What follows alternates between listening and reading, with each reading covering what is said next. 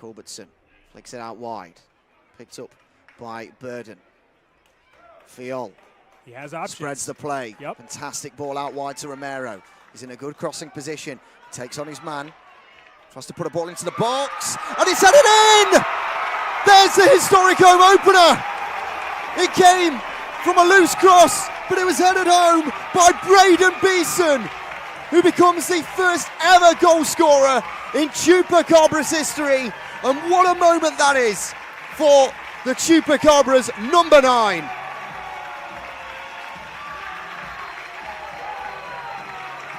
The fans are on their feet, Elliot. History is what they've just witnessed at Ron Poe Stadium, and what a passage of play it was. And it started off with what we've talking about was the blueprint for Denton. A quick switch of play to the other flank opens up the entire play, and then a beautifully driven cross finds the head of Braden Beeson. Now, I don't want to pull anything from Braden. It may have come off a defender's head, Elliot, but we're going to give it to him, because what a beautiful finish it was. Slotted into the corner of the net, and we lead 1-0 for the home team as the McKinney Chupacabras put their first historic goal on the board. I think that goes along with defending that lead, is just maintaining the composure. There's going to be a lot of energy coming from Denton right now, and it's very important for the McKinney Chupacabras to subdue that as quickly as possible and look for their opportunities. Yeah, they have to try and clear their lines in. They're not doing so successfully. He's bundled down. Brilliant and tremendous save there from Torres. Spread his body across, smothered the ball, and denied that goal-scoring opportunity for the Diablos. It was a loose ball into the area from that throw-in, bundled up into the air. Torres unfazed. The amount of changes they've had on that back line after a 6-0 loss. Now they lead 1-0, and a lot of that is because of the play of that back line. Aubrey Eason ball in, skipped across the area, cleared away. He'll come back out to Eason. Got to stay alert here. Puts the ball in. Torres doesn't come out for it, and maybe should have done. And there's the equaliser. The Diablos are level. A header at the back post. Torres didn't come out and claim. And the Chupacabras lead in this historic home opener. Lasted all but 4 minutes. 1-1. Through for Pato Faz, who's 20 yards out from goal. Skips past this man, goes down under a bit of pressure. The referee gives a penalty kick. And a yellow card is shown to the Chupacabras man who committed the foul. Pato Faz skipped past his man, ball rolled one way, skipped onto the other, was shoved to the ground inside the 18-yard area, and I believe it's Jair Ruiz, the man who's guilty of that penalty charge. And now it's a big moment for Raul Torres to step up to defend this 1-1 draw. Huge moment here with 38 gone on the clock. And it's a tremendous save from Raul Torres. A poor penalty kick, but all the same, Torres had to stand large. He had to get there, and he did. He saves it, stays at 1-1. Elliot, you mentioned his size or lack thereof earlier, but in net, during that penalty kick, he was about as big as that goal. A beautiful play diving to his left side to completely bring momentum back for the McKinney Chupacabras. Now it's up to them to maintain that momentum, because in back-to-back possessions, you've seen lack of communication and mental errors lead to opportunities for Denton. Back onto the halfway. Patient play from Diablos. Maybe just trying to get in a half-time level. Don't really want to lose the ball at this stage in the game. We were joking before the broadcast if we'd have things to talk about during our halftime chat. I think we'll have plenty, but I think right now, I think after all the excitement of this first half, again, both teams just eager to get to halftime, regroup, make the changes they need to make, and come out with the fiery energy that you'd expect from two teams tied at 1 in the second half. Yeah, it's not just the energy that they're having to exude on the field, it's the emotional energy as well, especially for the home side, who have got such a historic night at the Ron Poe Stadium. Diablo's trying to ruin that now with Stoizer trying to take on his man Hernandez. Gets to the byline, puts the ball into the box. It's headed away, only as far out as that 25-yard line. And now Romero will start to come forward. Goes for a cross-field ball towards the number 9 up top. And it's brought down by the Diablos with Suarez into Sarkeesian in a central position. Back out wide it goes for Stoizer. Overlapping run, chooses to use him. Sarkisian gets there, skips past his man Demidio in towards the 18-yard area. Could break Chupacabras' hearts before the half-time whistle. And that is exactly what Spencer Sarkisian has just done. The 21-year-old, he's from McKinney, and he's come back to his hometown to haunt the Chupacabras on their home opener. They lead by 2-1. Players, but I can tell you that Ed spoke to some of the players as they were headed to the locker room, and two of his keys, one in defense, one in offense, was defensive stability and taking away the channels like you just saw Denton take advantage of right there. Oh, and it's an incredible strike from Pato Faz. Oh, he has unleashed a rocket into the top right corner, and the Diablos have done exactly what Little Rock did only a few days ago, and that's score a sucker punch straight after the restart. Chupacabras 1, Diablos 3. Across the USL leagues, USL 1, the USL top division, and now USL2 for the Diablos. As another shot comes in, Diablos have a fourth. It's a wonder strike from Cooper T. And on the left-footed half volley, rifles it into the back of the net and has broken Chupacabras' hearts on this historic opening night. It's Chupacabras 1, Denton Diablos 4. And that exact same pattern that we saw the other day in Arkansas is happening now in downtown McKinney. Indeed, that goal kick does come forward.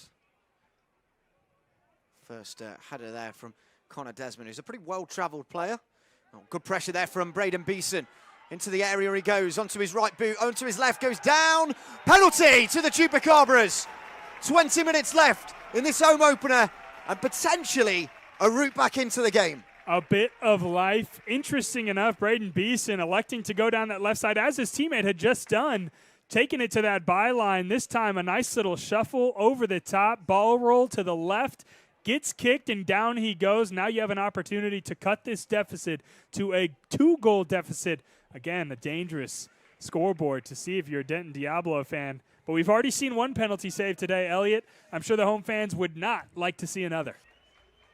Orenza steps up and rifles it into the bottom corner. Chupacabras are back into the game. 4-2, and a huge, huge moment in this home opener. Chupacabras 2, Diablos 4. The Chupacabras back in the game, and so are the fans here at Ron Poe Stadium. The energy is back. The deficit is cut to just 2.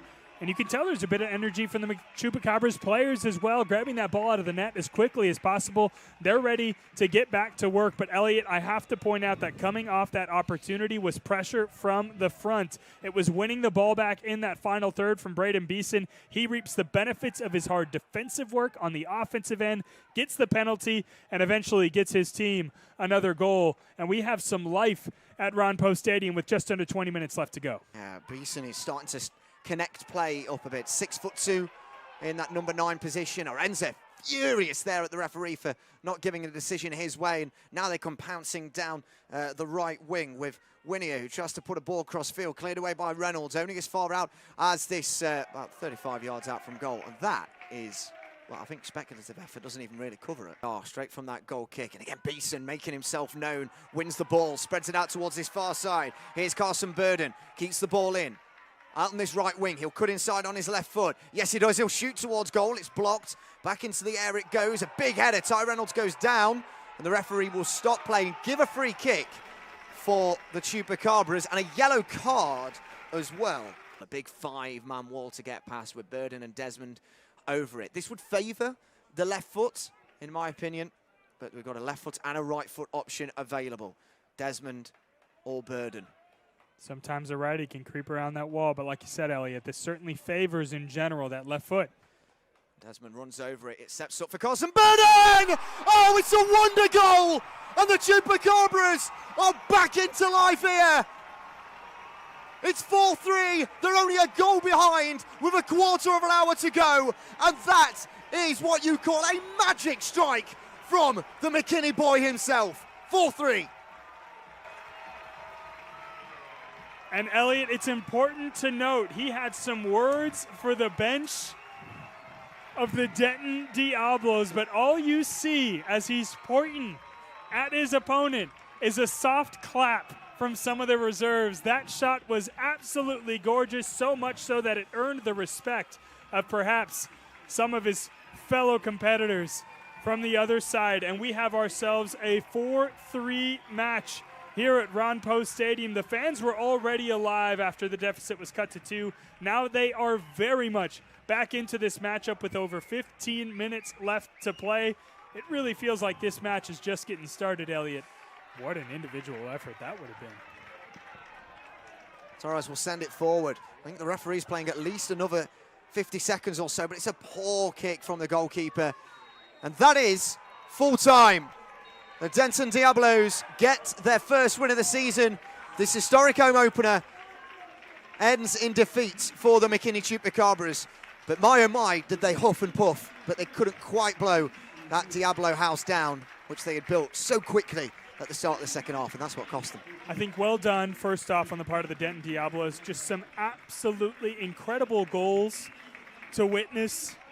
The half volley, the upper 90, early in the second half to extend that initial lead. They also held so much possession and so much composure in that first half.